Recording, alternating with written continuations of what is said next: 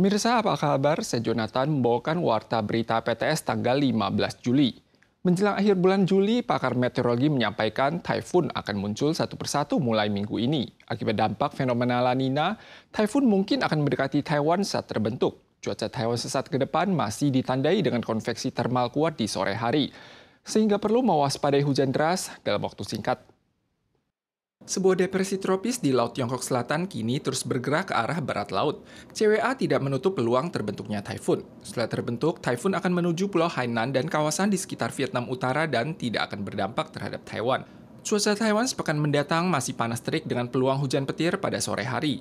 Mulai Senin, hujan petir sore hari akan lebih kentara dibandingkan hari Minggu. Suhu di seluruh wilayah hingga Kamis berpotensi menembus 37 derajat Celcius. CWA menyampaikan, fenomena La Nina yang memicu pola cuaca bersuhu tinggi ditambah dengan pergeseran angin vertikal akan membuat lingkungan menjadi kondusif terhadap terbentuknya taifun. Mantan Presiden Amerika Serikat Donald Trump ditembak saat melakukan kampanye di Pennsylvania Sabtu lalu, mengakibatkan telinga kanannya terluka. Seorang pendukungnya tewas dan dua lainnya terluka di tempat kejadian. Tersangka kemudian ditembak mati oleh agen dinas rahasia. Walau mengalami cedera di bagian telinga, Trump akan menghadiri forum Partai Republik pada tanggal 15 untuk menerima pencalonannya sebagai presiden. Take a look at what happened. Suara tembakan menghentikan pidato mantan Presiden AS Donald Trump saat kampanye. Ia segera menutup telinga kanannya dan bersembunyi di bawah podium. Agen dinas rahasia segera ke panggung dan pendukung Trump juga segera menunduk di tengah teriakan panik. Pada tanggal 13 waktu setempat, mantan Presiden Donald Trump tertembak di telinga kanan saat kampanye di Pennsylvania. Di bawah lindungan agen dinas rahasia, Trump berkali-kali mengepalkan tinjunya sambil berteriak bertarung dan mendapat sambutan hangat dari pendukungnya. Insiden penembakan ini mengakibatkan satu orang pendukung tewas di tempat dan dua lainnya luka berat. Menurut penyelidikan awal, tersangka adalah warga Pennsylvania yang berusia 20 tahun. Dia bersembunyi di atap bangunan sekitar 100 meter dari TKP yang berada di luar batas keamanan dinas rahasia saat penembakan. Setelah kejadian, ia tewas tertembak dinas rahasia. Presiden Amerika Serikat Joe Biden usai menerima kabar pun menggelar konferensi pers dan menyatakan tidak akan pernah mentolerir kekerasan. There's no place in America for this kind of violence. It's sick. It's sick. It's one of the reasons why we have to unite this country. We cannot allow for this to be happening.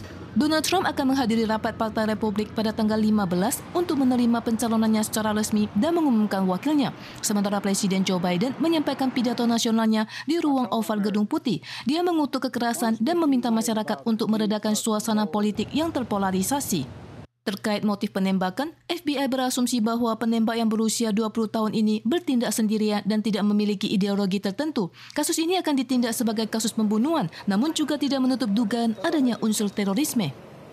Sejak tahun 2018, ada sekelompok anak muda generasi kedua yang bertemu secara rutin dalam jangka panjang untuk berbagi pengalaman hidup dan membahas topik sosial yang mungkin dihadapi oleh para imigran di Taiwan. Kini mereka malah membentuk aliansi pemuda imigran Taiwan yang akan berfokus pada isu terkait imigran baru, PMA, dan kesetaraan gender di Taiwan. Kelompok anak muda yang memperkenalkan diri ini adalah anak-anak dari pernikahan transnasional. Mereka resmi mendirikan Aliansi Pemuda Imigran Taiwan atau TIA pada 14 Juli pagi. 新住民发展基金的禁用性，然后推动我们才决定要走向组织化。它必须要有协会，你不能够个人使用。然后大部分会用在就是公部门的新住民家庭中心啊这种。 Awal pembentukan organisasi ini diwarnai dengan pertukaran budaya dan pengalaman. Anggota organisasi yang berstatus pemuda Taiwan dan anak penduduk baru ini menaruh perhatian pada isu-isu terkait penduduk baru, pekerja migran, dan kesetaraan etnis. 新住民、新二代是台湾社会的一份子，我们不是要去同化他，而是要跟着他一起跟着我们一起共荣。 Generasi kedua penduduk baru, baik yang lahir di Taiwan maupun yang di luar negeri, kerap mengalami tindakan ketidaksetaraan atau kesulitan beradaptasi dalam kehidupan atau secara mental di sekolah. Hal ini menjadi cakupan layanan TIA di masa depan. Selain itu, organisasi pemuda imigran ini juga akan menyampaikan saran dan pendapat mengenai kebijakan pemerintah untuk menciptakan masyarakat Taiwan yang lebih beragam, bersahabat, dan setara. Seorang guru di salah satu TK swasta kota Taipei diduga melakukan pemerkosaan terhadap sejumlah anak kecil dan merekam lebih dari 600 video mesum. Namun selama masa penyelidikan, guru tersebut tidak diskors sehingga menimbulkan kegaduhan sosial.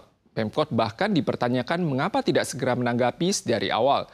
Departemen Pendidikan Kota Taipei mengklarifikasi bahwa mereka menerima laporan tahun lalu dan langsung memberhentikan guru tersebut setelah terkonfirmasi.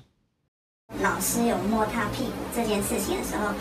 Orang tua seorang anak perempuan balita pernah mengeluhkan anaknya dilecehkan guru taman kanak-kanak pada bulan Maret. Pelaku kejahatan adalah anak dari kepala lembaga tersebut. Ia diduga melakukan perbuatan tidak senonoh dengan menyentuh kemaluan balita. Kemudian pada penggeledahan berhasil mengungkap lebih 600 video terkait dengan sekitar 20 anak balita yang menjadi korban. 2022年接到通报，却迟到2023年的7月才正式成立调查小组。这位老师在被调查当中，园方没有停职，导致于这段期间发生更多的悲剧。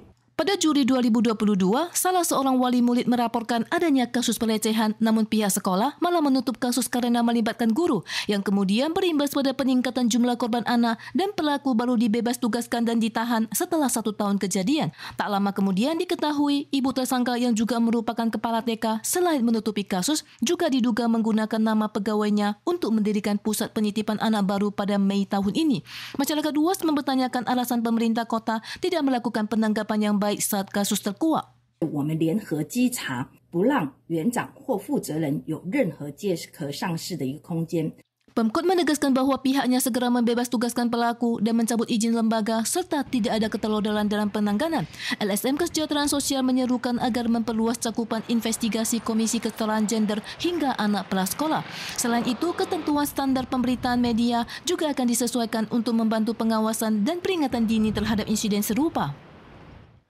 Terumbu karang di perairan Hengchun Pingtung selalu menjadi indikator kualitas perairan Taiwan.